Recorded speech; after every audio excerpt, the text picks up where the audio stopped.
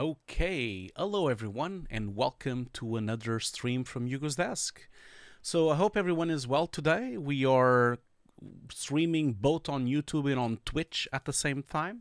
I think I fixed the black and darker gamma issues on Twitch, so the Twitch stream should be looking similar to the YouTube stream. Just as a little checkup, as I usually do on these streams, just wanted to everyone to let me know if the sound is okay, if the sound is all good. I can see that there's quite a lot of familiar faces already on the chat, so thank you so much for being here. So as always, from now on, as I explained last time, we are now streaming both on Twitch and on YouTube at the same time. I just feel that I have different audiences on both sides, and so might as well just stream on both sides at the same time. Now that Twitch allows you, even as an affiliate, to stream in multiple places. So, but yeah, welcome. So, sound is good? Okay, great. That's great to know. So today we are going to do the Nuke deconstruction. This is the return of the deconstructions. We had a break for vacation, of course, and now we're going to continue with our normal schedule, which is every 2 weeks. So that means we get a stream every week. So basically we have on Thursdays every 2 weeks, we have the Showreel Reviews, which will continue next week. And then I'm now trying Fridays for the deconstructions. I'm going to give it a go to see what happens if it's on a Friday. Because I had some people asking me if it could be on a Friday, and so I'm just trying it out to see if it works. I'm also considering changing the time and doing it at 4 o'clock instead of 3. So I had some people asking me for that as well. So we'll see how it goes, and hopefully, everyone enjoys this stream. So today, this stream, of course, is brought to you by The Foundry. They are our main sponsor of this stream. I just wanted to shout out The Foundry. Without them, this stream wouldn't even not exist. So really wanted to thank The Foundry for all the support over the years. It's now been over a decade that they've been supporting my channel and also my endeavors and my talks and my all the things that I've been doing inside of Nuke. So I can't thank Foundry enough. We are going to run a commercial from the Foundry very soon. But in the meantime, just wanted to have a few housekeeping things before we jump into the Nuke composites and the shots that we're going to talk today, which is the Zeiss commercial for the CinCraft Scenario that I directed and did the visual effects last year. So this was exactly a year ago, actually. So first off, just to let you all know that we have giveaways today.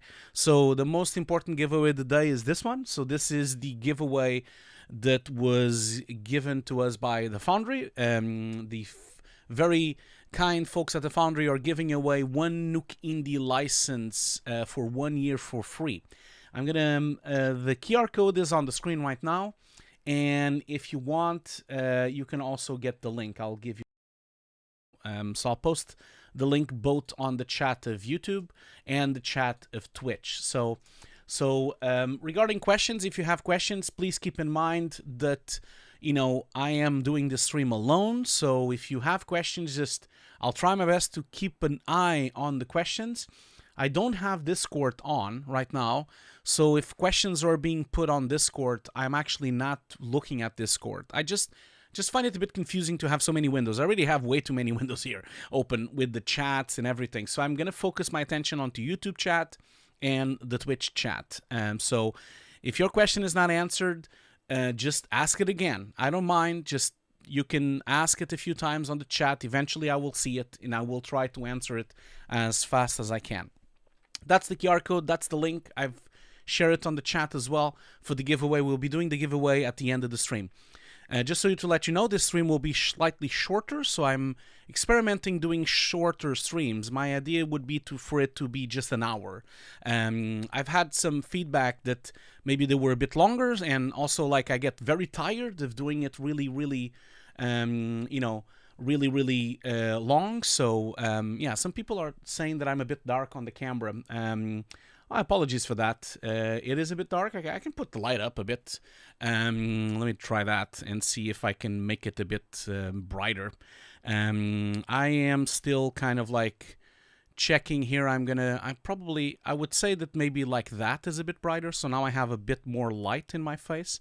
I don't like to have a lot of light in my face anyway, but it should be brighter now. It should be a little bit brighter. I can also switch on the light on the back. I don't want to switch it all the way on, otherwise it reflects quite a lot on my screen, but at least have some of it probably will help. I'll get a little bit of bounce there. So that should be, that should be a bit better. I don't want to have a lot of light on me, because the whole point of this is that I'm trying to do compositing and then I get a bit blinded by the light, and that's why. I'm also using an older camera. I'm actually I'm actually using the Blackmagic 4K cinema camera, the first Blackmagic camera that they've ever made. I'm just experimenting this to use it as a webcam to see how that goes. Anyway, as I was saying, this is the giveaway. We also have another giveaway, which is the giveaway of my Nuke course. My Nuke course is also up for grab today. We're going to do a giveaway of that as well. I'll put the link. The QR code is on the screen. The link is on the screen as well, but I'm also putting it on both chats there for you to see. So that's a free Nuke compositing course that I'm giving it away. If you are one of my students, you can still join the giveaway, because then I can give you a workshop instead, which is the other course I have. And last but not least, I just wanted to let you all know as well that my course is still 70% off right now. I left the discount after my birthday, and I'm leaving it over during September. I will announce when I switch off the discount, but for now it's still 70% off. This is both for the compositing course and also the workshops. So if you want to take advantage of this, the cheapest price that has ever been for this course, you can maybe take advantage. That's the link on the chat as well. Yeah, and so, I just, as I mentioned as well, next week we have the showreel reviews. So these are the new dates of the showreel reviews.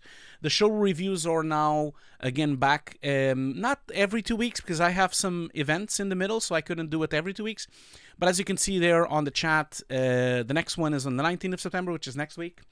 And then the 3rd of October, then the 31st of October, and then the 14th of November, and then the 28th of November. These showreel reviews, not all of them have a Google link for you to... I will be posting it in a couple of days, a new link for people to make the appointment. It is by appointment. And these are the last show reviews of the year. So I'm only going to do 5 more until the end of the year, just so you know. So I think it's fully booked for the 19th, I believe. I can go and check real quick.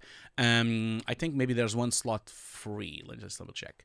Then the 19, there is, yeah, I have one slot free for the 19, and then I haven't published the slots for the other reviews, so I still need to do that. So I will post them on social media for everyone to, if they want to join, if they want to do that.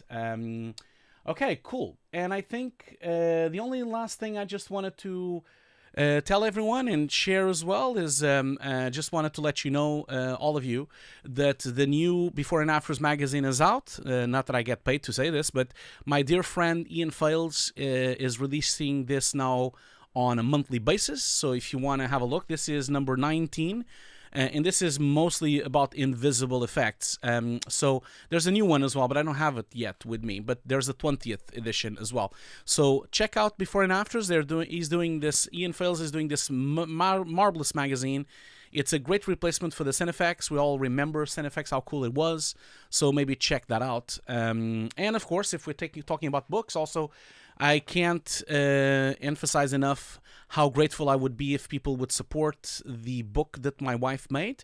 So this is Green Recipes for All, which is a recipe book for vegan and vegetarians. But of course, obviously, it's for everyone. It's not just for vegan and vegetarian. Anyone that likes good food can try some great Mediterranean recipes as well. And you would be, it would be very kind as well, because you would be supporting an independent creator like my wife is with her channel and also her book as well.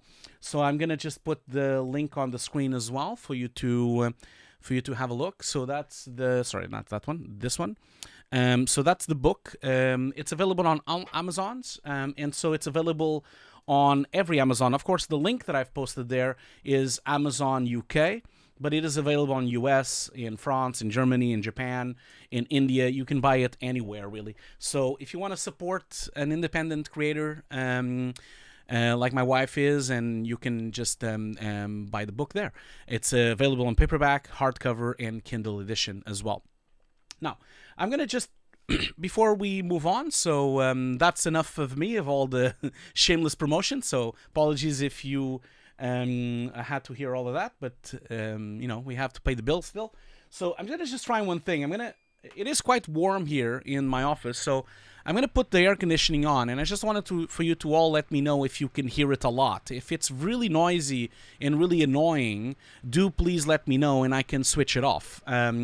I do think that you can probably barely hear it in the background. I think it's just a little bit of a noise that happens on the background, but you do let me know if it's very noisy, and if it's really annoying you, do let me know and I can switch it off, and maybe I can just have it on once in a while, you know. So I do not hear it now. Okay, cool.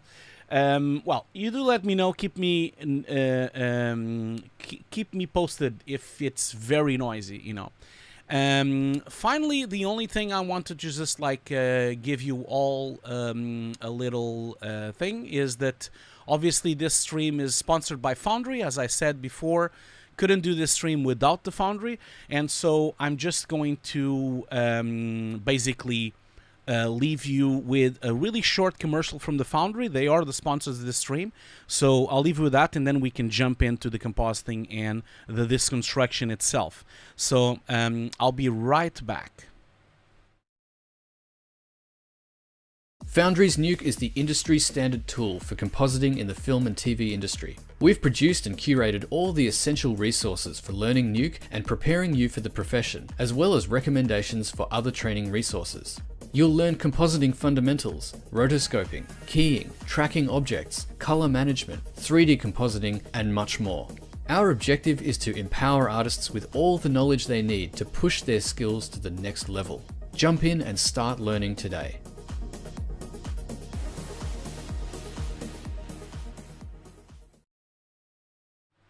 Okay.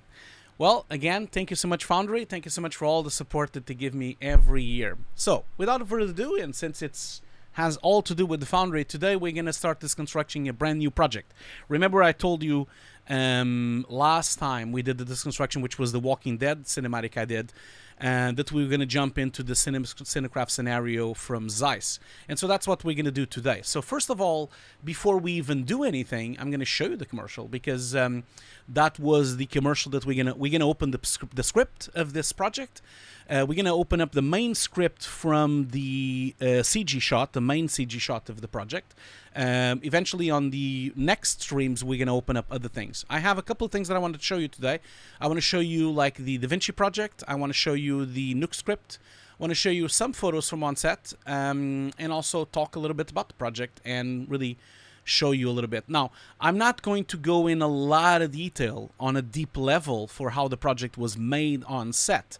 The reason for that is because I'm keeping all that information for my brand new course. So my brand new course, which is an on-set supervision course, is going to be all about on set, and so I'm going to be using most of the projects that I've directed on set as the backbone of that course. And obviously that course will include on-set footage from the Homefront project, from all the projects I've done over the years, including the short films, and of course this project as well, because this project was filmed on an LED volume, and so it's going to be part, you know, of that course. And so of course I don't want to share everything here, because I want to make this big course where people, you know, with hundreds of hours of footage, and people can listen to the full course, and obviously I can't really do all of that in just 1 hour. It's not going to happen. I can see that people on the chat are telling me that they can hear the air conditioning a little bit, but not too much, which is good. So you do keep me posted if you're too annoyed by it, and I can just remove it. Anyway, let's watch the commercial first. And once we watch the commercial, we can then start deconstructing a little bit. So I'm going to show you the Zeiss commercial. This was directed by me. The client was Zeiss Cinematography, and we had a team of 2 compositors on this project, 1 CG artist, and I was the director, and I was doing the VFX as well, of course. Bjorn was my VFX supervisor on set because I was directing. I couldn't really be the supervisor at the same time as directing. So let's watch the video first, and then I'm gonna start deconstructing a little bit so you can see what we were up to.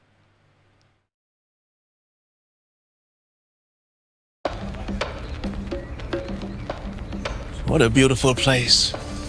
But guess what? It's not real. You know, these days, nearly every production has some form of visual effects, and most of them need camera tracking. This is CinCraft Scenario. Easy, real-time camera tracking, anywhere, anytime. This will speed up your visual effects pipeline. This means no more tracking markers in your backgrounds, and less work with your lens distortion. So you can be creative and experiment. This device and its software do the magic. You can track indoors, outdoors, on a LED volume, on a green screen, on a film set, or even in a parking lot. We got you covered. No matter how many objects move in front of the camera. And tracking outside? Yes, you've guessed it. Our system goes the extra mile. It tracks natural markers to compute the camera's movement for you. Oh, hello. But how does the system track in an empty environment? Come on, check this out. Do you see those reflective markers on the floor? They're used for tracking setups like green screens. And this little camera tracks the reflective markers anywhere you put them. And you can even perform live pre-comp on set. Any scenario is a breeze with our system, including this LED volume. By the way, we also support frame remapping technology. While they switch lenses, hear me out. With Zeiss lenses, there is no lens calibration needed. The system is plug and play. And another cool feature is oh, well, that was a bit too fast. The tracking data can be recorded and easily handed over to the VFX studio. So we are really speeding things up here, don't we?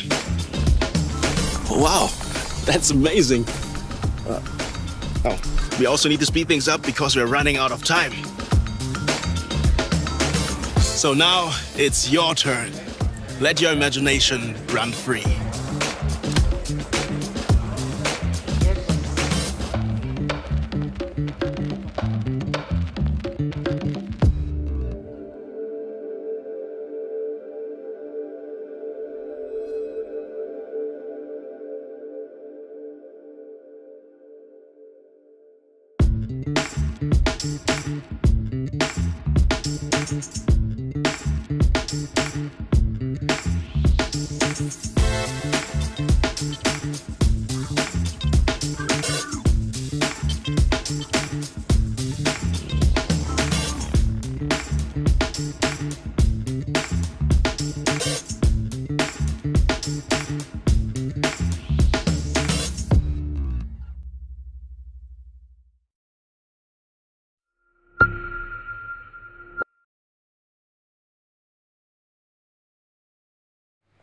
Okay, I hope you've enjoyed that. Haven't seen it in quite a while. So that was a project. Someone on the chat asked me what the budget was. I can't really tell you that. I'm sorry about that. But it wasn't very expensive, can tell you that. It was quite cheap. It was quite affordable. And so, you know, it was a quite small team. It was just, you know, 2 compositors, me and Bjorn. And then Martin Mayer was the CG artist on the project. And then, of course, you saw the credits there. Mainly, all the people were credited. I made sure to put the full credits. In fact, this version that you just saw is the full frame version. So this is the original version we've made, because the one on YouTube is 16:9. So we originally filmed on a full frame camera. This was filmed on a Sony Cinealta camera, and we filmed it in 8K. The whole thing was 8K, and some shots were 6K. Not all of them were 8K. So we did all the visual effects in 6K, the whole thing, from start to finish. Both the editing was in 6K, the composites is in 6K, the whole thing is in 6K. And I know it's a bit of a exaggeration to have it in 6K, since on YouTube it's only on 4K. But the reason for that was mainly because I already knew that this project was going to be featured on my future online courses. And so not only it's going to be featured on my workshop courses as a workshop, but also it's going to be featured on my onset supervision course, which I'm now making and going to be launching next year. And so I did it in 6K because I just figured that by the time I'm finished with the course, next year, maybe 6K is more used. And so just to keep it future-proof, I've made the the thing of rendering everything in 6K and compositing everything in 6K. Now, the CGI was actually rendered in half of that. It was actually rendered in 3K, and then we upscaled the CG using machine learning. So that was the whole thing. So someone on the chat, Gabriel, is asking, can you guess who is wearing the green suit?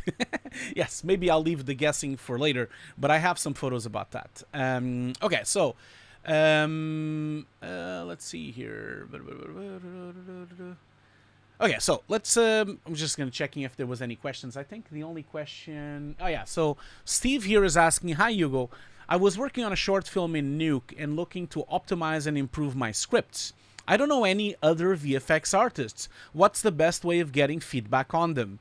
Well, Steve, probably the best way to get feedback on your scripts is you can either join my showreel reviews. I keep telling to people that we can do individual shots. It doesn't have to be a full showreel. People never apply for just one shot. They never do that.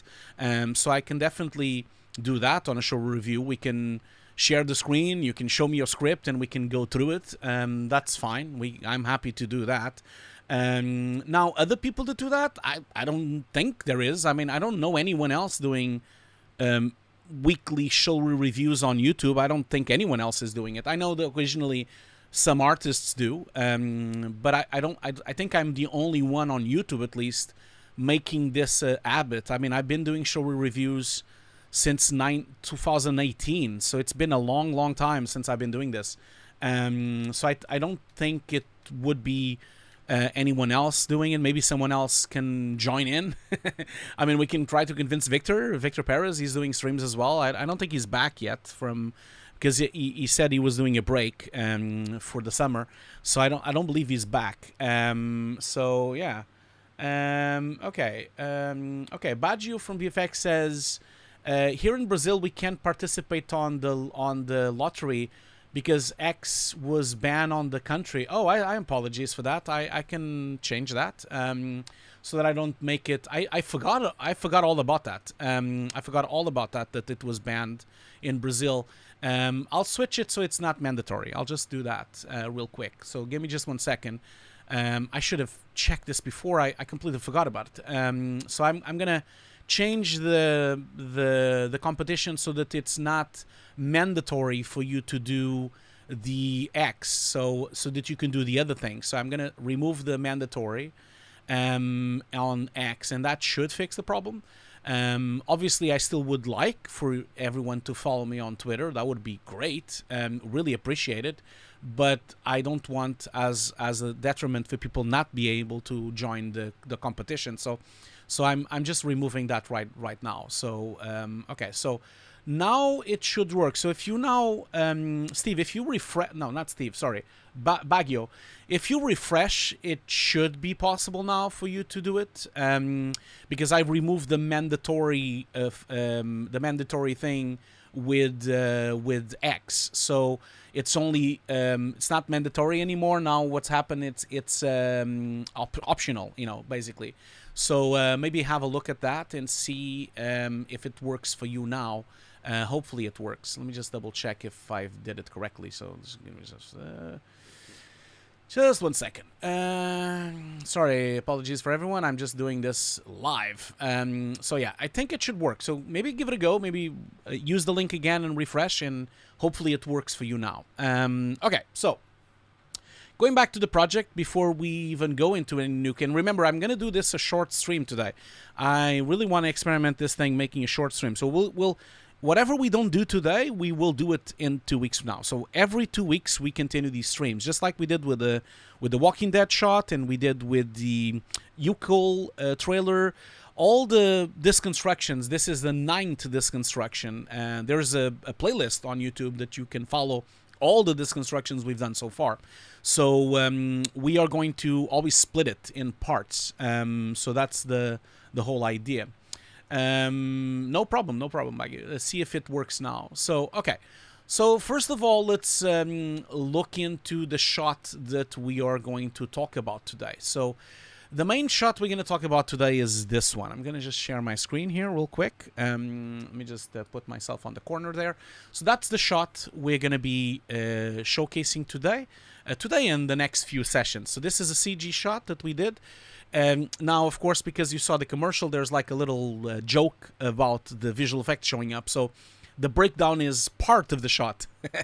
But so that was the fun part of this project, because the entire CG is then replaced and we've made a fake background, a fake breakdown on the shot. That was the whole idea, was to do this kind of like a little funny ad that would mix visual effects into the ad to show how these things were done. And so as you can see, it then goes back, and you can see that these are the layers, the main layers we're going to be tackling today. This is the raw footage, so that's just like the clip that we shot at the time. And yes, it is true, like people were saying on the chat, this is me. This is my cameo on the project. I've been trying to do cameos whenever I direct something, and so I did this time. I am the green suit dude here holding the green screen. So main layer was the raw footage that you can see here on the upper left, and then we of course had the roto and keying shot that was rotoscoped and keyed by Bjorn, actually, which is here on the shot as well. Like, he's the VFX supervisor of this project. This on the side here, this is a machine learning deep pass that we've made. So basically, using machine learning, I did a depth pass from the footage. It's not very good, but it's enough to do this transition that we created, which is the transition of fading in the CG and fading out and fading in the footage. So that's the whole point of this. And so then, of course, after this footage comes along, we then have the actual breakdown. I think the breakdown is after. Let me just double check here. So yeah, so that's the several backgrounds. So we have, of course, a photo, which is just the skyline that we use. This is just a stock photo that we got. And then, of course, we have the raw CG. This is the raw CG from Redshift. Then we have the background raw CG, and then we have the foreground raw CG. We also have a deep render as well to help us with the atmospherics. And these are the particles and atmospheres that were made in Nuke on the top right side here, as you can see. So that's the particle systems that were done. Okay. Oh yeah, Bjorn is actually on the shot here. Bjorn is actually on the chat. I can see him. So Bjorn, hello Bjorn. Here he is. He's actually on the shot here. He's actually on the chat right now. So Bjorn was my VFX supervisor on this project. He's also a very talented compositor, and so the two of us did this entire project together in terms of visual effects, of course. So here he is, very happy with his Zeiss hat and his little sphere, little ball, and his little color chart and everything. We're going to see him again. So thank you so much, Bjorn, for everything. It was a pleasure to do this project with you. So okay, so this is the foreground render, the background render, the sky, and also the particles we created inside of Nuke, together with some stock footage as well. Now also we have a breakdown, I believe. Yeah, these are all the layers, so these are all the passes we did on Redshift. Can't remember at the top of my head, but I'm assuming this is a fake occlusion, this is the beauty. That looks to me like a GI. This looks to me like an occlusion. This looks to me like a UV pass. This is the point position pass. This is the lighting pass. This is the raw GI. That's the raw light, I believe. No, this is the raw light. I think this is the filtered. This is the shadow pass. This is probably the specular. I can't remember top of my head. I think this is the reflection one. Then there's the depth, of course. There's the object ID passes as well, like the cryptomats, as you all know. I know I'm an old guy, so I say object IDs, but it's reality, it's the cryptomat. That's the name of it. Okay, so these are all the passes we used for the project. All the EUVs that came out of Arnold. This is the raw footage, which is on the parking lot of this is in the parking lot. We didn't use all the passes, Nub. So this is the actual parking lot outside outside the Hyperbole. This is the Hyperbole studio, which is in Munich, just outside Munich. It's not in Munich, but it's outside Munich. It's an abandoned airfield that they've made and I think the studio is actually inside a hangar where they used to, I guess, have planes and everything. So this is the largest LED studio of the world, of Europe. So I'll show you some photos in a minute. Okay, so let's, wow, we have a lot of people watching now. So welcome everyone. I can see that there's at least 70 people watching on YouTube, and we have 20 people watching on Twitch. So hello to everyone, hello everyone on Twitch, and hello everyone on YouTube. If you do have questions, just keep them putting there, and I'll try my best to answer them as fast as I can. Okay. Okay. So let's go here. Hopefully Baguio, you can now go into the giveaway. Let me know, Baguio, if it's working, since I completely forgot that X was banned on Brazil. Next time when I do the giveaways, I'll use something else. Maybe I'll use LinkedIn instead of Twitch, because the whole point of the giveaways is to try to get more followers, and so I put that on Twitch there so I can have more followers on Twitch. But I'm also happy to get more followers on LinkedIn as well. So this is the raw footage. These are the breakdowns. That's the full breakdown. So I'll just go a bit slower here. So we have the full CG here. And that's the raw footage, and then we have the rotoscoping, the keying, then the merging with the background, the lens distortion coming in, then all the passes of CG, they all come in, some atmospherics as well coming in, and then we have some depth of field, some motion blur, that it's all kind of built in inside of Nuke, and then we put some atmospheres, and that's it, really. That's the shot. I think that's the final part of the breakdown. So that's the breakdown itself. So let's have a look at some photos from the set. So I think this is the studio. So the studio Hyperbole is quite large. So that's an LED stage, which is this stage here. It's quite large, as you can see. I'm going to show that in a minute in some photos. So let's open up some photos. So these are just a selection of photos. As I mentioned, I am doing an onset supervision course, and so these photos represent just a little like teaser of that. These are photos from Ana Marques, which is my wife. She's the creator of this book that I was showing you, The Green Recipes for All. She's also a photographer, and so she was very kind of she was the onset photographer for this project, and so she took all these photos because I needed a lot of photos for the course. You know, I needed photos so that I can do the online course and I can talk about everything that goes on set. And so I needed to have photos for that, because it's very rare that you have photos from the set. You never are allowed to take any photos. So this is me pretending to know what I'm doing. Again, here, me pretending to know what I'm doing, directing this epic. And so basically this is the LED screen. So you've seen that on the project. That's an Unreal scene that we have. This is our wonderful crew. Marios is here from Zeiss. He was our wonderful creator of the script, our actor as well, he was amazing as well on this project. And we had Frederick, which he was really good. I really recommend Frederick for any project that you might have. He's amazing. You can find him online, and I think I posted a few times on my social media as well, the stuff he's done. Yeah, so that's the LED. Is quite large. It has actually a curve, as you can see there. So it's like bended in. These are some of the shots. This shot actually we didn't use on the project. This is our DOP there, Mayer. He's actually here as well. He's on his back. I'll show you in a minute. This is Martin Mayer, which is our CG supervisor on the project. He's actually a supervisor. Well, he's not really a supervisor. It's the only one CG artist on this project, so he's actually supervising himself, I guess. So he was on set as well, which was great. This is Mayer, the DOP of the project. He was wonderful as well. Very experienced DOP. And yeah, I mean, these are just some photos of the set of us previewing stuff. This is the blue screen shots, you know, Of course, it was all shot with the CinCraft Scenario setup from Zeiss, which basically allows you not to have to track anything, so it's all automatic in terms of tracking.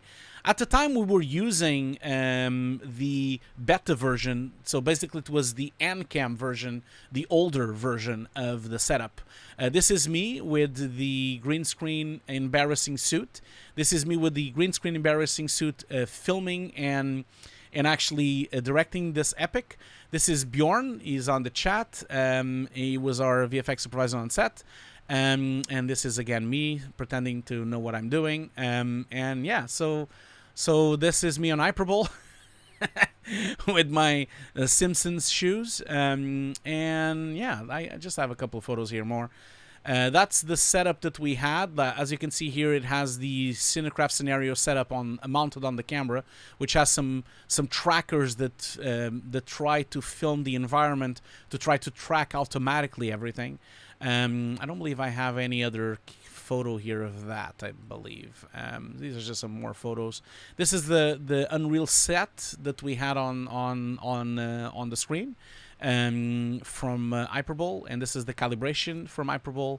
This is Bjorn fuffing around, and I think that's the last photo I have. Yes, it is. Okay, cool. So again, like I said, I have a lot more photos, but I'm going to be sharing it on my course, so this is just a little teaser for that. So we also, just so you know a little bit of why this was made, it's mainly because of this thing. I'll show you. So basically, the Zeiss CinCraft Scenario, which is CinCraft Scenario. This is what we were promoting on this commercial. Obviously, we didn't use this version. That is the latest version of the CinCraft Scenario. At the time, this was when Zeiss basically purchased Ancam at the time. And the whole point of this is to track automatically on set and also distort and undistort the plates automatically. So you don't have to put any tracking markers. You don't have to do anything. It does everything for you. At the time, it was still the Ancam system, so it didn't really work perfectly. It wasn't 100%. So we still had to track a little bit, and we still had to adjust the track. But as I'm told now, these days, I've talked with Zeiss lately, and they've now fixed all those gremlins on the background, and so it's actually working now, working really well, as I was told by Zeiss. I haven't really used it yet on another project. So it works on every lens really now. They've fixed it so that it can be basically it tracks the environment. It uses these reflective markers if you put them on the floor or you put them on the ceiling, and basically you can have live compositing on the screen, and it works really well, and it actually works with most lenses these days. It has a software as well, which is the CinCraft Exporter and the Wrangler, and also the Unreal Connect as well, so it connects to Unreal.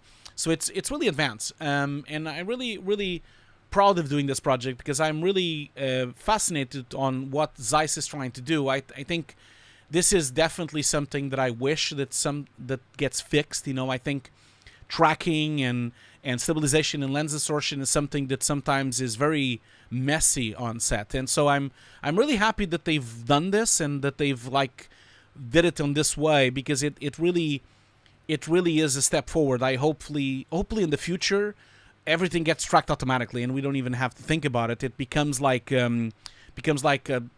just like anything else that we had with metadata, because it should be. You know, we've been using the same lens distortion technique of the lens grids for decades now. It's time for us to evolve and to actually have automation for this, because if there's anything that machine learning and AI can help, is this. I hope it really carries on. Yeah, so no, but I don't really know if it's infrared. I don't believe it's infrared. I think it's like a double camera system. We saw it on the video there. It's like this camera. Where is just the answer nubs there. Answer. So if you go here on the video itself, just a second.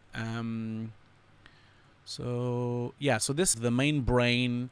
You have the the actual extra thing you attach to the camera, and then you have this camera setup which kind of resembles a Kinect from Xbox. It has multiple lenses built in.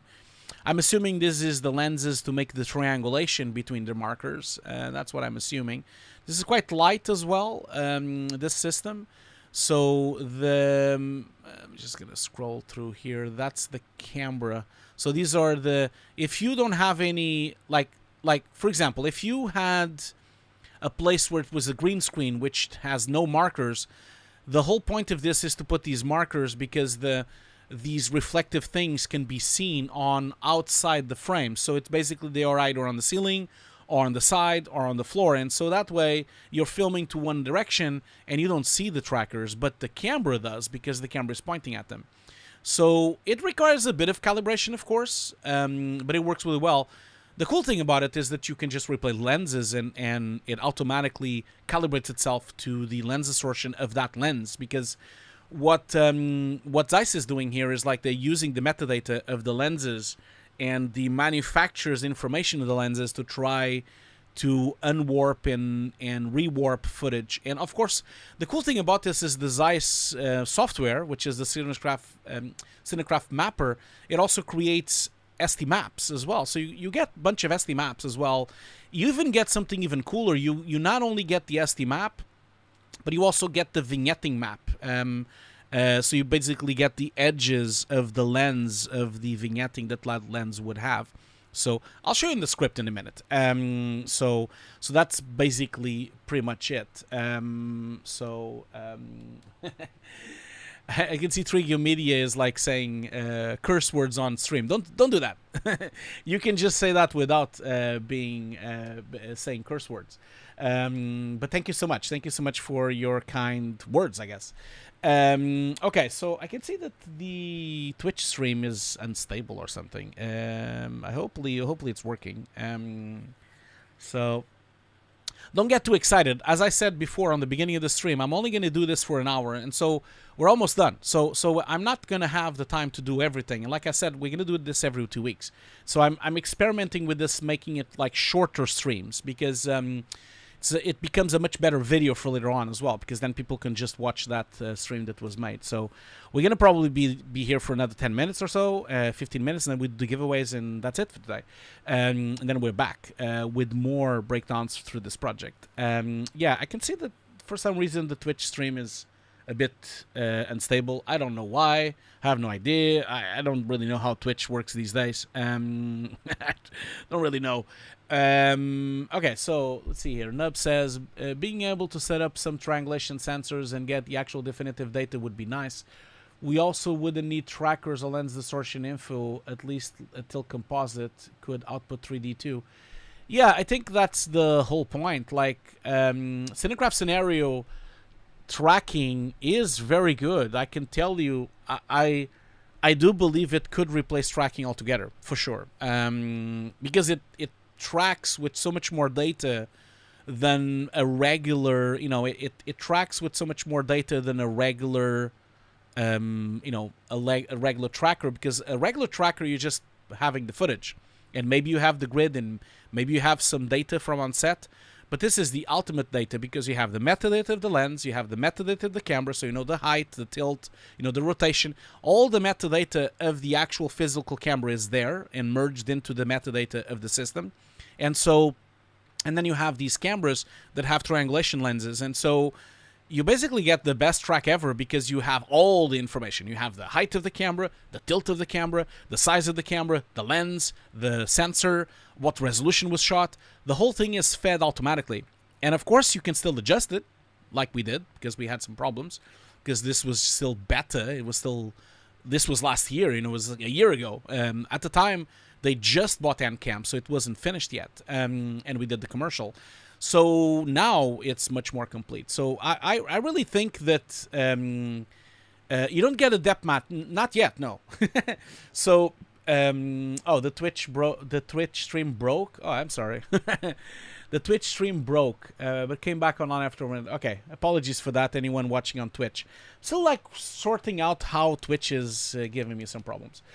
Anyway, so as I was saying, like I think in the future, in the very near future, we are going to have like a place where tracking is just like out the window and we don't even need to track it, which is a good thing. You know, it's a good thing, because I really think that a lot of the problems that come from CG really start on tracking and start on data acquired on set. And so I think that's what Zeiss is really trying to do. They're trying to solve that. How many times have you been on set where you don't have all the information? You know, we don't know the lens, or we don't know the camera, we don't know the height, we don't know the tilt, we don't know any of that. So what if we don't have to track all that, because it's all tracked for you? And so the Cine Alta Sony camera already has the metadata of the entire gyroscope inside the camera. So you get all the data anyway, so why are you not using it? Like I even give you an example. Even cheaper cameras, the Blackmagic Pocket camera, for example, that camera has gyroscope inside. I know this because I can see it on the metadata on DaVinci. And so I've never really understood why we can't get a hold of that data. Why can't we like get that data and use it to our advantage? Because I see it on the metadata itself of the footage. Like if I don't know if you've seen this before, but I'll show you what I mean. And I just feel that we are not really taking advantage of these things. I'm not sure why. And so I'm really happy to see that that Zeiss is really like taking the matters into their own hands and really going for it, you know, which is great. So I think it's great, but you know, maybe yeah. So it's actually, I don't think it's here. Yeah, it's not here on the. I was gonna check if it was here, but it's actually not here. So I've seen the metadata on the Blackmagic camera itself inside the camera. So I need to like sort out of how I extract it from it as well. Anyway, let's go back to this thing. So let's open up the rest that I wanted to show you. Just a second. Lost my folder. Okay, so yeah. Okay, so I'm gonna just share one thing with you here real quick. So I'm gonna share my screen again, real quick here. So we also had like some really nice boards. So these are the boards that we created at the time.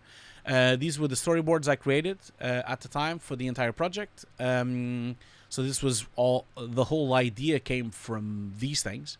Again, I'll show this more in detail as we go deeper into the project. But these are kind of the boards that we used at the time. Also, I wanted to show you the versions. So these are the 4 versions we had of the project. So I only have 7 versions here because, of course, we went all the way to version, I think the last version was version 48. So when we started was version 2. This is version 2. This is the first version of this comp, which is basically just a play blast for Maya and a really rough roto comp of Frederick on the shot. And then I think then this is the pre-render that we got from Martin. At this stage, we decided that we had too much footage in front of him. So we had these massive pillars and debris in front of him. It was covering too much of the performance, especially this big pillar. It was just too much, and we were losing some of the trying message that he was trying to give us. So this is the first comp that we actually had a sky on. Again, rotoscoping and keying was kind of like evolving. It's funny that you kind of see the feet of the boom operator there. Yeah, and then I think this is version 16. So now we have a sky, we have a little bit of compositing, we have a little bit of rotoscoping more complete, some water as well. It kind of evolved. We still were doing wipes. Took us a long time to really decide exactly how we're gonna do this wipe. You know. Yeah, and this is the version 23, so there's no motion blur yet. The water is much more well defined now. The water is like much more high resolution now. There's also it moves a little bit as well. And then after that we have, this is with particles now. There's like a bunch of particles. There's like some smoke and some debris flying through the air as well. and some water as well. And then we were experimenting on the pixelization effect, going through the things. We were still experimenting exactly how we were going to do this. And then last but not least, this is the last version. This is the final version of the whole thing. Ungraded, this doesn't have the grade. This is just the composite, the final composite. It's missing the grade, which you've seen before. Okay, so let's just so yeah, at this stage I'm just introducing you the project. That's really it. Now we also have another shot. We had another CG shot, which was this one. There's a later shot which is on a different part of CG, which I'm going to also show you a little bit later as well. So now there's more shots as well on the project, by the way, which we're gonna deconstruct a little bit. So just to give you an idea, there is a few VFX shots here in the beginning, because we had to fix some problems on the LED. We could see the seams on the LED, so I'll show you how I fixed that. It was a really simple comp. So that was a few comps that we did there to fix the seams of the connections of the LED panels. And so we had to like use the data from the camera to try to protect that and to work that out. This is also a composite. This was quite at the end of the project. We, like months later, we decided to put this back shot here. So this was filmed at the Zeiss headquarters, and we then did use the TV on the background there, and it's a fake LED. These close-ups also were shot at the Zeiss headquarters as well. This was just like really quick shortcuts, like quick plates that we've shot. There's no VFX on this one. This is literally just like the background, the live feed from the LED. No VFX here. I believe there's only VFX now on... Yeah, these have a lot of alignment, so we're trying to align him always on the same place. So we did a lot of translations and a lot of fixes to get him to be there. And then this is the main shot with visual effects. We had to do a full stabilization because the camera was shaking a lot. So there's a lot of stabilization happening, but still keeping like a rather realistic feeling to the shot. And then, of course, the transition to CG. This is where the main CG shot is. And then after that, we have this, which is a composite of us going through the green screen. So basically, we comped in the other green screen on the back there. So then we go into the green screen, and that's another shot now that we've tracked in to that same shot. Then we'll go back, and this is another shot that we've merged here. That's a second shot, which we've cleaned up, the creases and everything. And then this is a shot we shot on set there. No, this was on the Zeiss headquarters as well. So this was shot months later. And then this has just a little comp because we forgot to have the layout on the screen. So we had to comp the layout on the screen itself. We also did a bit of cleanup because the green screen was a bit dirty. This was at the end of the shoot, so we had to kind of like clean up a bit of the green screen as well. And I think then there's no VFX here. This is all Unreal and with the lighting from the set, from the actual Unreal set and the LED screens. And then this is a VFX. So we basically use multiple takes to kind of merge the lens disattachment. Then we use the depth of field to merge from one shot to the other. And then that's another shot there. So we had to fake this kind of like depth of field attachment of the lens so that it looks like he disattaches the lens. And he does disattach the lens. This is an actual disattachment of the lens on the beginning here. But then this is a fake attachment of the lens. And then we are here. No VFX. Well, there's actually a VFX shot here. So we were trying to sync the performance. So this performance had to sync with Frederick. And so we actually comped this from another take into this shot. And so this is one take, and that's a different take. It's a static shot, so it doesn't really matter. There's no problems with tracking because it's a locked off camera, so it was a quite simple shot. And so no, the green screen was not on the LED. That green screen shot was actually outside. And so this again, this is just a simple attachment to the lens. Again, the 2 takes on one single shot to get this thumbs up to be synced with everything. And then I believe the only other shot there, there's a bit of cleanup here, so we did some cleanup, some stickers that we didn't want to have on the screen here, so there's some cleanup, some light cleanup from the DIT van here. And then this is a composite as well. We comped in the screens on the shot. This is the BenQ monitor. BenQ was one of the sponsors of the project, and so of course we had a BenQ monitor somewhere in the screen in the project. So this is like the Nuke Studio timeline that we at the time were using on set, and then we switched to DaVinci. But this was the Nuke Studio from the beginning that we had on the script, and then it transitions. This is the other CG shot where we had the CG, just like on the other shot. We then have rotoscoping. Then we have some sparks, which are action VFX plates that we've comped in here. Some atmosphere, some nice lens distortion. And then, of course, the reveal to the real shot on the parking lot. And then we go into the screen. And this is not comped. This is like the LED for real. And this is the final shot. There's nothing comped here, nothing clean. It's exactly as it was shot. Like, Mir did an amazing job with the DOP. The shot is really beautiful. So, yeah, that's really it, really. So there's not a lot of effect shots, and that's why I was saying it was not very expensive, because it looks like it has a lot of effects. It really does. It looks like it has... It looks expensive. That's the thing. It looks expensive. It looks like it has a bunch of VFX, but actually there's very few VFX shots on this project, and there's only really 2 of consequence on the entire project. So yeah. Now, we are already running quite late for the giveaway and for everything, and so I just wanted to really quickly before we go, because we're already running out of time. I just wanted to really quickly show you the project here. So the project would be where is it? It's here somewhere. That's the one. So version 10.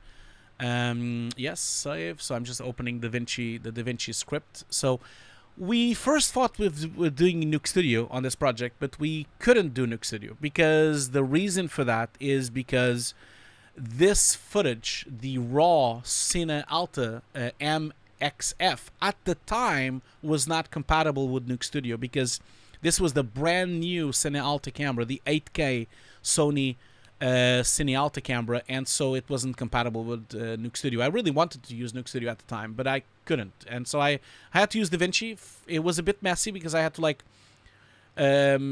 conform shot by shot into Nuke.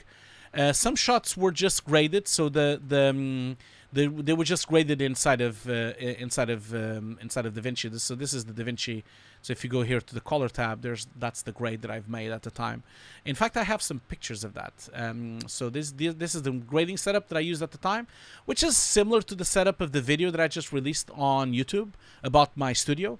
So this was how I've graded the project. I'm just gonna zoom in a little bit here. And so I basically had a Blackmagic output here, just to see a more loose image without an 8-bit preview.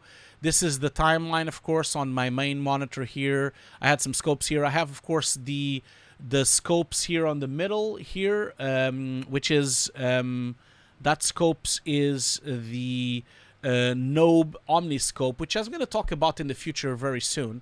So these are my main scopes for doing grading and doing all the fuffery I do. This is my live preview in 10-bit on this side here that I'm using to grade, and then of course I have the Blackmagic micro. I think it's called micro panel. No, it's not called micro. I think this is called the mini panel, which is not mini at all. I don't even know what they're talking about. This is not mini at all. It's huge. It's really heavy. It's 3 kilos, and it's really heavy. But that's what I used for grading the whole thing. And yeah, so that's the setup. Before we go today, I wanted to just open the script real quick. So I'm going to just open the script and just give you a taster. And then next week, 2 weeks from now, we'll open the script in detail. And so I'm just going to open up the script here real quick, just to show you. And then we'll do the giveaway. So let me just let's see here. So again, I'm gonna just give you the giveaway here. So so don't forget there's a giveaway. It's gonna happen in about 10 minutes or so. So that's the giveaway there, and then the giveaway of. Oh, sorry, I gave you the wrong link. That's not the link. Sorry, that's not the link. I gave you the wrong link. That's not the link I should have given you. I gave you the wrong link. So don't click on that one. That's wrong. But this is the correct link. So that's the giveaway for the Nuke license. This is the giveaway for the HUGOSDESK course. I'm gonna just post it here. And then, of course, don't forget that my course is 70% off right now. You can also do it this way as well. And then it goes without saying that if you like good food, you can also buy Ana's new book. So, okay, cool. So let's open up the script. So I'm going to share my screen again. So I'm going to just give you like a teaser of this script because I want to go into detail with it. So we had 50 versions. As you can see, these are all the versions we had on the script. Sometimes it's Bjorn, sometimes it's me. As you can see, Bjorn, I started the project with lens distortion, and then Bjorn took over with all the keying, roto, and everything, and all the shadows and everything. And then I took over at the end doing grading and doing tweaks, and then I never let it go. So we had 48 versions of this script. And so I'm just going to open it up. Trigger says, I just bought the book. Thank you so much for buying the book, Trigger. Do I have access to the course or just the food? So, okay, well, that's fine. Well, first of all, Trigger, thank you so much for buying the book. Anna will be delighted to hear that. And yeah, Trigger, I'm very happy to give you a course. So just contact me. I'll give you a course. I'm very happy to do that. Just give me just contact me. I'll give you a course for free. Just like if it was a giveaway.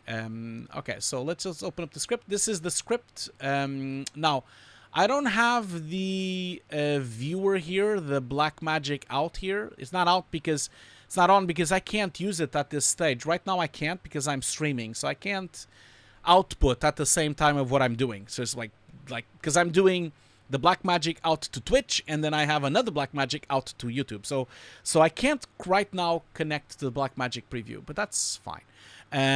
So this is the main script. There's two scripts of this project, because there was two of us.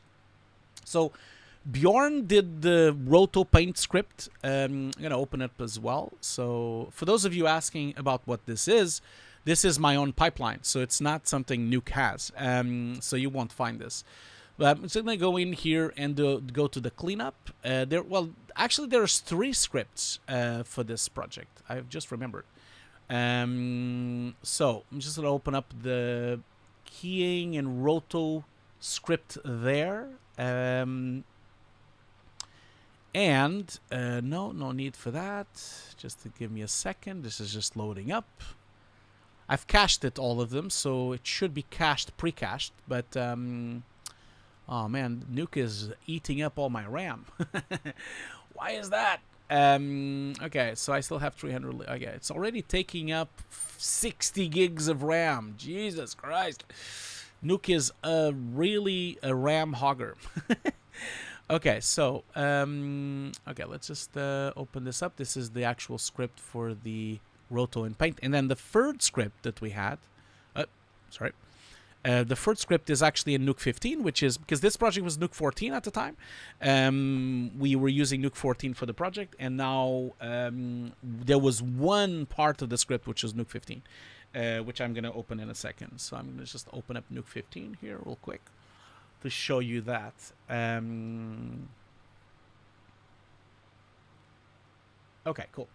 So let's just open up this thing that I want. Come on. Okay, so the last script, it would have been this one. So the reason why there is one thing in Nuke 15 is because Nuke 15 was the first time ever that the Foundry had the machine learning nodes using GPU on the Mac. As you know, I'm a Mac user. And so only after Nuke 15, that was the first time ever that I finally managed to use GPU on the Mac for machine learning. So and so I used one thing for machine learning, which was this. And as you can see, the AMD graphic cards that I have two of them, two Radeon Pros W68100X Duo with 32 gigs of VRAM each. So I have 64 VRAM. So this is now possible to have GPU on a Mac on machine learning. And so I'm using the Mida S1. I believe the Mida S1 is one of the categories. I believe so. Let me just get a double check. I think it's a category. Nobody's perfect. Yeah, that is true. Category Foundry. I think it's the category, isn't it? Category Foundry. Yeah, there it is. So the Midas is a deep estimation node. So basically, that was what I used for doing the fake depth, for using it for the transition between the CG and then the reveal. So basically, I use this machine learning node to where's the script? Sorry.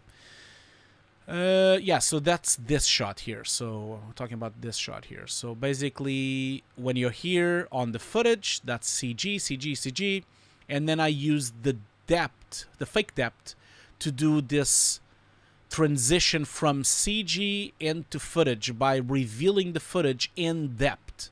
So I use that fake depth to do this transition, you see. So it's basically revealing first the front and then just the people, and then it's a very subtle thing, but it's enough for you to get some kind of deep depth thing there. So that was what I used, the Midas depth estimation. So for those of you who don't know, the category is amazing. Like, there's so much stuff here for you to use. Where is the link for the main category thing? Here we go. So this is growing. So it's already, well, it's not growing as fast as I thought, but these are the ones that the Foundry has published. So you have segments, you have in painting. All of these are quite cool. I've used a few of them in productions, not on this project, but on a couple of projects. Okay, so going back to the script itself. So I was saying, I basically used the footage, the real footage, and then the Midas, which has no controllers really, only has a model, input color space and a model, and that was it. And basically created me this, which was a quite rudimentary depth pass, but it's more than enough for what I wanted to do. So, which was great. So yeah, I have a question here, a quite cool question. Akin Raj asks, hello Hugo, would love to know how you would approach layout and rendering 3D assets in Nuke, like importing USD assets and rendering them in with textures. I don't do that currently. No, I don't. I still render in Redshift. I still render using Maya and Unreal. There's one shot that was done in Unreal, so I forgot to mention that. That's right. Damn, I completely forgot to mention that. This shot is rendered in Unreal, not on Redshift. So we were trying to find out if Unreal could match the Redshift thing, and it definitely did. As you can see, it looks exactly like the Redshift thing, and it looked perfectly. So yeah, I'm not currently doing that yet. I still like the divide. Maybe I'm old-fashioned, but I still like the divide between CG and compositing. I like that. I like that we have two artists. I like to have multiple artists on a project, because I think it brings a lot to the table to have multiple people involved on a project, you know. Avrazo asks, is After Effects timeline for animation better than Nuke? Oh yeah, definitely better. Like, I couldn't express enough how much better After Effects is on timeline than Nuke. But Nuke is getting there, of course. Nuke has other advantages. So yeah. Nub says, I almost feel like should use the same compression technique as MP4, vector-based pixel movement exclamation. Doesn't need AI to work, and very stable, low flickering and warpable. Yeah. So Urberek asks, how long did it take to render the depth map? I cannot remember, but let's find out. So, because I can't remember. So, as you can see, one frame is going to take this much. This is 6K, by the way. As you just saw, this is a 6K frame, and it was quite fast. So, let's find out. I mean, I don't remember, so let's find out. So, this is rendered already, but I'm going to just render it again. So, this is, don't forget, this is 6K. So, it's not going to be... No, that's not right. Can't be that. Oh, that's probably because this is not outputting to the correct place. Let me just give me just a second, because this path doesn't exist anymore, because of course this project has been backed up, and so I need to like make a new folder for it. So new folder, test, and I'm just gonna render it here. Save. Yeah, so that's why it was so fast. So I'm gonna just save now. Obviously, I have a lot of things going on. I'm having a stream going on. I'm having 3 nukes open, and so there's a lot of going on. And currently, I'm using 100 gigs of RAM. So don't expect this thing to. And currently for the GPU, I basically have. Well, actually, the GPUs. This one is using 1%. That's one using 6%. Memory is at 0. The CPUs are quite free right now. So let's have a look. Let's have a look. If the stream crashes, it's your fault. Okay, I'm just gonna let you know. So let's just render this and see how long it takes. So this is 6K. Okay, so it's taking 30 minutes. No, 20 minutes. Let's see the pressure on. This is disappointing. So it's using 8% of GPU on one GPU and using 2% on the other. So I'm not exactly sure what he's using, because as you can see, Nuke is only using like 4% of my resources. So there's something. Oh, here we go, 19%. So at some point it does grow. Let's see here. So sometimes it gets picked up. So it's a quite fast GPU. So I don't think it would pick up a lot, but it's quite fast, as you can see. It's gonna take 19 minutes to do 340 frames on 6K. So that's pretty impressive. I think that's quite impressive. So I really think that I'm impressed by that. This is a lot faster than when I did it back then. I think back then it took like an hour or so, or 2 hours. I took more. I really think it took longer than this. I'm a bit surprised that it's taking so long. So I'm right now I'm 8% pressure on my CPU and 33% of the memory. Yeah. Okay. Yeah, the stream is still going. I think the stream is still going because, I mean, come on, I still have 258 gigs of RAM left. So I don't think the stream is going to come down anytime soon. Unless I start doing redshift rendering, maybe then it will go down.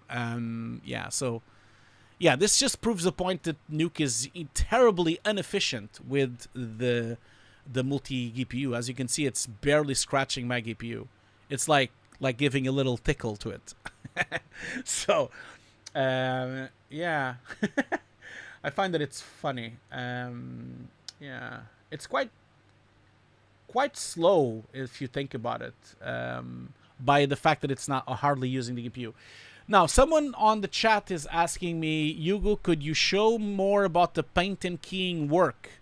Definitely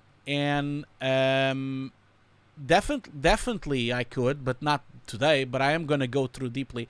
Someone is asking which computer I'm using. So I'm using a Mac Pro 2019, which has 28 cores, 2.5 gigahertz of Intel processor.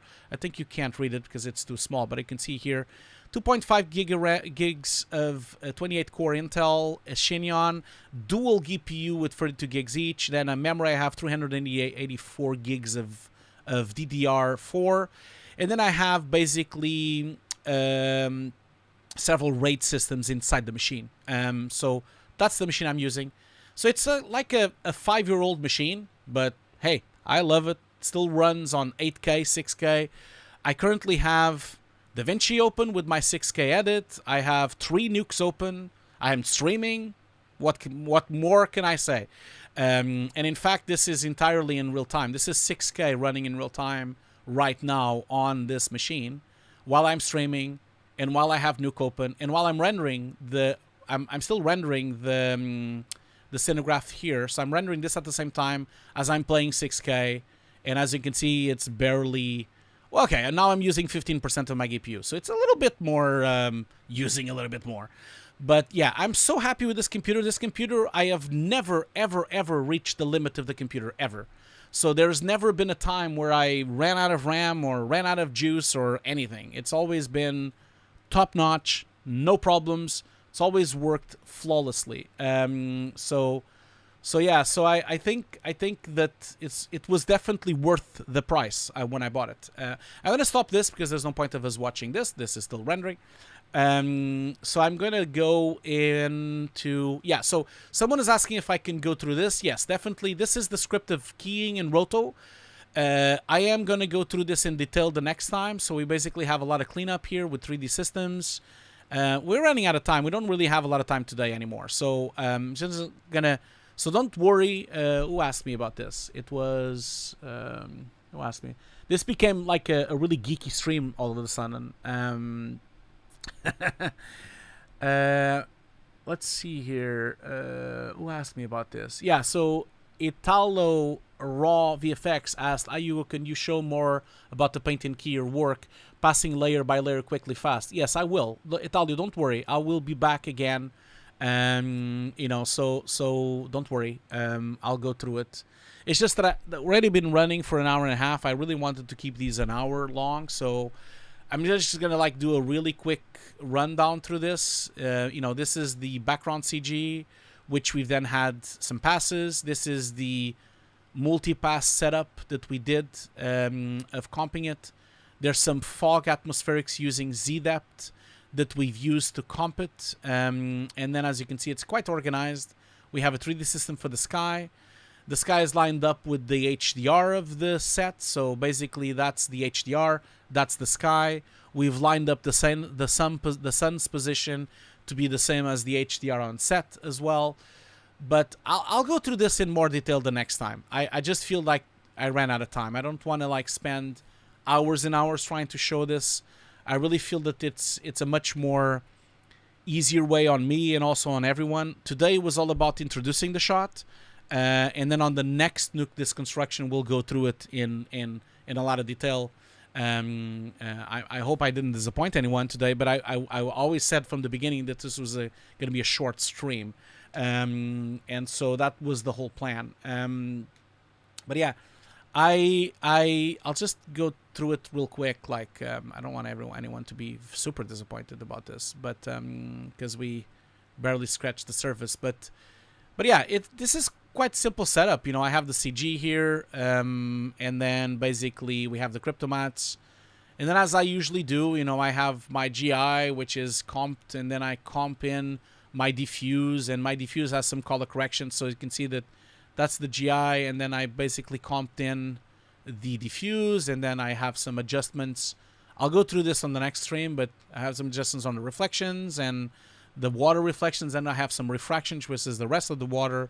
I have some adjustments and some color corrections, and then really the main color correction is really this thing, the Z ramp. So I have basically like distance fog, which is this thing here. That's the distance fog for the atmospherics. I have then more distance fogs, some lower fog as well that we've comped in. This is all being driven by these passes here. So this is the Z. So where's the Z? Yeah, so I have the Y ramp, which is this one. And then I have the Z ramp, which is this one. So that's the Z ramp, and that's the Y ramp. We've talked about this before on streams. So no, I don't use S-stamps. No, I hate S-stamps. I like to see the shots where I have them. I'm old-fashioned that way, I guess. And then, of course, we pre-molt the whole thing, and then we remove all the channels we don't need. And then that gets comped into the sky, which was the position with the same HDR sun position for the photo. There's some depth of field as well. Of course, this is the ST map that I got from Zeiss. So this is the actual ST map I got from the system of Zeiss. And then that kind of like warps the footage, as you can see here. That's the lens distortion of the 29mm Zeiss lens we used on the set. And then there's like some grading happening here. And then that's, I think, that's the CG that gets merged with light wrapping. So that's the light wrapping that happens there. So I basically have the light wrapping there. I think it's this one here. No, that's the one. That's the light wrapping that I put in as a separate layer. My atmospheres at the moment, that's a great question. Like, these atmospheres are being applied as a grade node. So for example, let's see which one. That's this one. So this is being applied as a multiply with a mask. So this is being applied as a multiplication operation for the yeah. So with the Y ramp, yeah. Oh, that's cool. That's cool, Rec. That's cool. The I ramp is great, man. To have an I ramp is great to do atmospheres from below. I love it. Like, I've been using it for years. So I'm glad that you're using it as well. It took a while, yeah, for us as well. It took me a while to get it to work inside of Redshift as well. But it was great. Like, I once it works, it works. And now we use it all the time. Then I have, let's see here. So that's the sky. That's the bokeh. We use the bokeh for the depth of field. That's going to be the slowest part of the script, really. I'm going to close DaVinci down because I don't think I should have DaVinci on the background there. It's too heavy to have it open while I'm running this thing. So I have the vector blur as well, being applied with motion blur using vectors from Redshift. And also, we were going to do the motion blur in comp and CG, but then we gave up. We got a really good result from the vector blur, as you can see here. It's giving me a really good result with the motion blur. So, and then again, the distortion is there. We did a pre-comp so that it was a bit faster. So whatever we did here, we then comped it as a separate plate. Oh, but I forgot to shit, man. I'm sorry, I forgot to mention this entire thing is in Aces. So the whole thing is Aces. We'll go through that in the next stream as well. So the whole thing is Aces, and everything rendered in Aces and everything. So then that gets merged in. Now we also comped in that's the pre-comp of the roto and keying. So that's him pre-comped and some patches being done. That comes from that other script. So this is from, not this script. Let me just close this. It comes from the other script that I would open. Where's the other one? This one. This is the script with the roto paint that Bjorn made, which I'm going to go through the detail here. These are all the patches he made. And see, that's the projection setups for the floor for us to clean up everything. And that's the clean patch that was then made to have the new floor. So that's all kind of like for this thing, you know, for this comp. And then of course there's like some adjustments, some edge blur, some color correctors, some motion blur to fix the feet, and that's a bunch of fixes here that I want to go through. And then the result is this with the motion blur and everything. And then that gets comped in. And then of course we have the foreground CG. So the foreground CG is just this. We could have used deep, but we kind of like didn't want to use deep because it was too heavy. It's a bit heavy.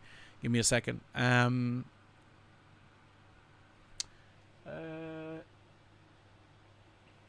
Edge is saying, what's the benefit of using Y ramp instead of a position pass? Well, a position pass edge has, pardon the pun, the edges are broken because it's not antialized. And so it doesn't give me the same result because a Y ramp would be antialized exactly with the same resolution as the render. And so the edges match perfectly because it's the same antialization and filtering of the whole render. That's why we do it that way. That's the reason, you know. Yeah, so, but I think Rec already answered as well. So that's the comp of the foreground. I have like, I think here's the deep. We do have deep as well. The deep was mainly made, well, we'll go through this in like next week, in 2 weeks, but this was mainly made to do the fake atmosphere so that we can create this thing. I don't want to go, like you see, that's then comped in and comped in deep into the plate. That's the whole point.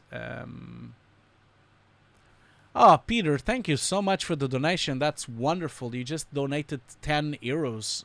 Man, thank you so much. I can't thank you enough for doing that. That's just so generous of you. I can't thank you enough. Thank you so much, Peter. That made my day, man. Peter says, sending some love from Amsterdam, learning a lot from you. Thank you for what you're doing. Have a nice weekend, Hugo.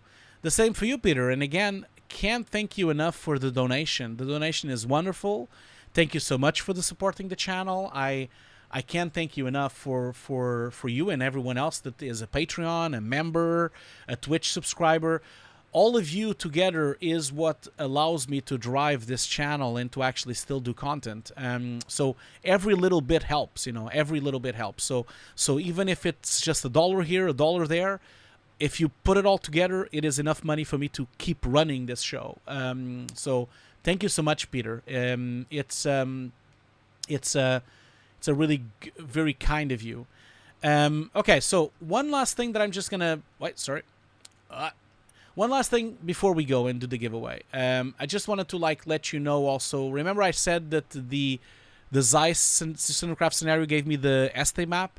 It also gave me this. This is also a map given me by Zeiss. So the Zeiss system, the CinCraft Scenario, not only give me the Este map, but it also gives me the vignetting map, which is mind-blowing. I can't believe that they got me this. And I thought this was wonderful because this means that they've mapped all the lenses they have, and basically you can get a accurate vignetting of that lens, which is this is the vignetting of the 29mm that they have. So anyway, I don't want to spend more time on this because I don't want to pardon the pun, do all my load today. You know, we have more streams. I definitely want to dedicate at least 3 streams for this shot. So that next time, you know, we'll go through in detail with all the keying and roto, and then also the CG, and step by step I'll show you everything there. But yeah, we'll do it on the next stream. So don't forget, we do this every 2 weeks. So with that in mind, let's just do the giveaway, and let's just you know, leave you for your weekend, because I know all of you want to go for the weekend as well. I wanted to do this stream an hour. I failed miserably. It's an hour and a half already.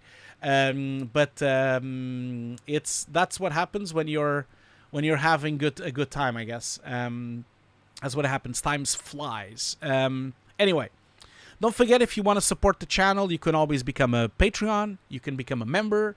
You can also send a donation. You can also remember, if you're on Twitch, you can use the Amazon subscription that you have and link it to Twitch, and then give me a subscription for free. It doesn't cost you any money, because Amazon Prime gives you the opportunity to subscribe for free for one channel on Twitch. And so if you have an Amazon subscription, consider subscribing to my channel on Twitch. Even if you're not watching it on Twitch, even if you're watching it on YouTube, consider that, because then it doesn't cost you any money, but then Amazon pays me. And it's not a lot, it's only $2, but you know, at least I get something. So that's why I'm doing it on Twitch as well. So for all of you that have Amazon Prime, consider subscribing to my channel, even if you're not watching it on Twitch, because it's free and you don't have to pay anything, and I get some revenue from it. So, okay, let's do the giveaways real quick. So I'll start with the less important giveaway, which is my Nuke course. So I'll put it on the screens for us to know what we're doing. And so that's the one. So that's this one and that one. Okay, so that's the giveaway we're doing now. So we have 77 people that are here to do this. Let's see here. So draw the winners and see who won.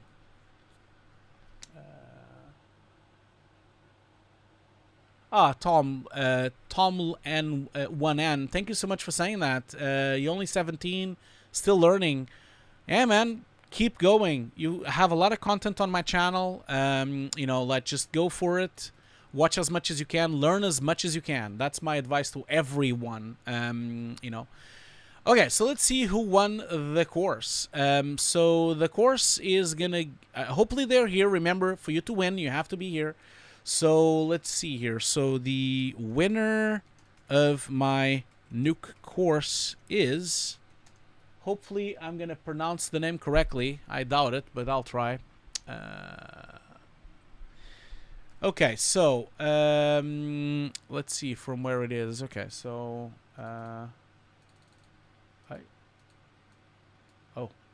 sorry. So the winner, I'm posting it now on both chats, and I'm gonna try to pronounce it. So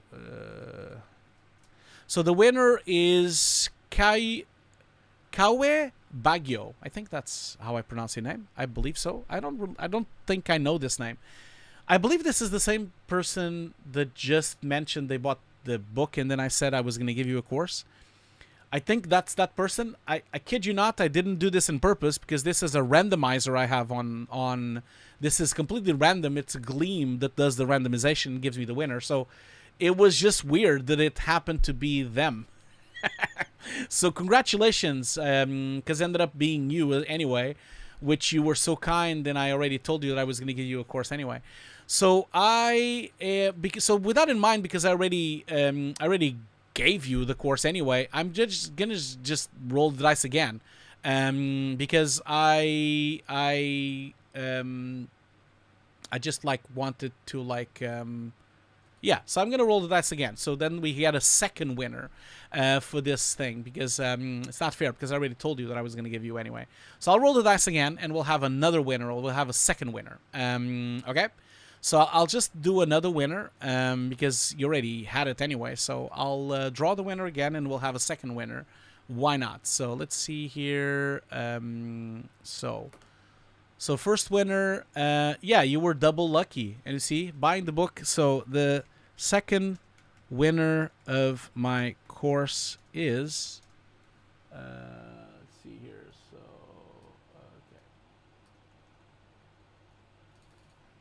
okay, so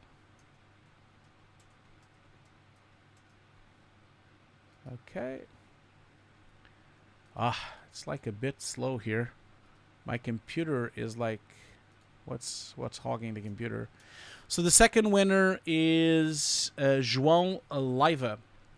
I think that's, well, João, I'm just saying it in Portuguese, but it's João Leiva. I think that's how I say it. So hopefully you're here, and congratulations, you won my Nuke course. So if you're here, just say something, and I'll give you the congratulations in person. Hopefully you're here. So congratulations, my friend. Okay, so let's do the other giveaway. So the other giveaway is sponsored by Foundry. So again, thank you so much, Foundry, for giving it away for free and giving us a license for us to give away during the stream.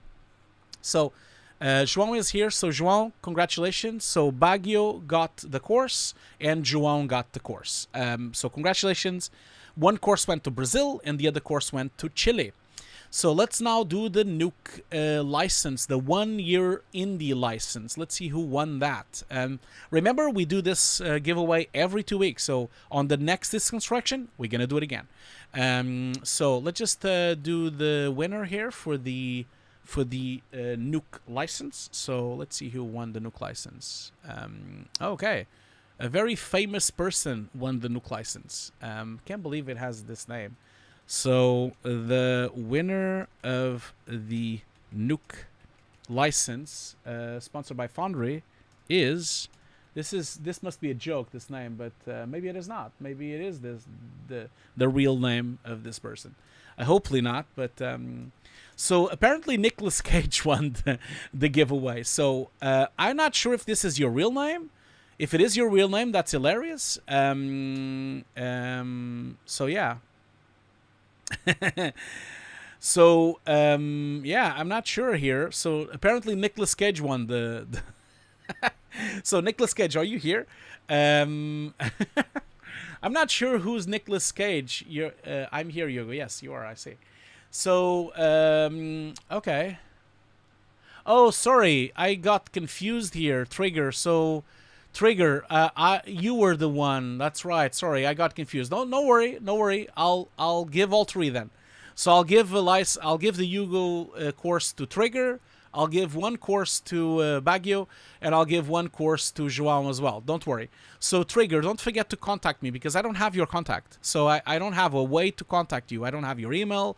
I don't have anything from you. So just go to social media, maybe Twitter, Instagram, LinkedIn or Facebook, and contact me there, and I can give you the course, okay? So now, I don't know who is Nicolas Cage. I am Nicolas Cage? Okay. So is that your actual name? Your name is Nicolas Cage? Is it true? Okay, it's not you? Okay, I'm all confused now. I'm so confused now. I am so sorry, I'm so confused. Okay, so where is Nicolas Cage? Is Nicolas Cage here? Oh, man. Okay, so while we're waiting for Nicolas Cage, I'll just leave this on the screen. So don't forget, if you want to support Ana's book, that's the link there. Where is Nicolas Cage? How do I know who is Nicolas Cage? Where is Nicolas Cage? Come on, Nicolas Cage. Where are you? Are you here? Are you in here? Someone wrote Nicolas Cage on the thing. Is that you? How do I know it's you?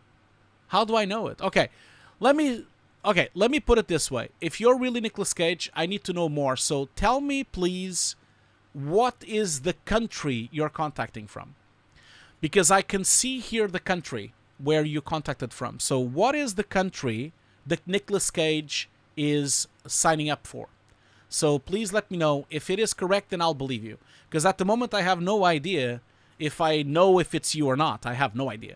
So let me know if it's what country you're contacting from, Nicolas Cage, and then I can see if it's true here from the thing. Okay, that's correct. That is correct.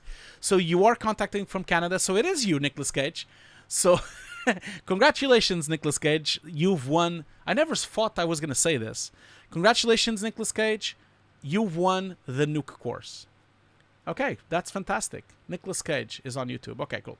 Well, anyway, that is it for today. Don't forget that we are back next week.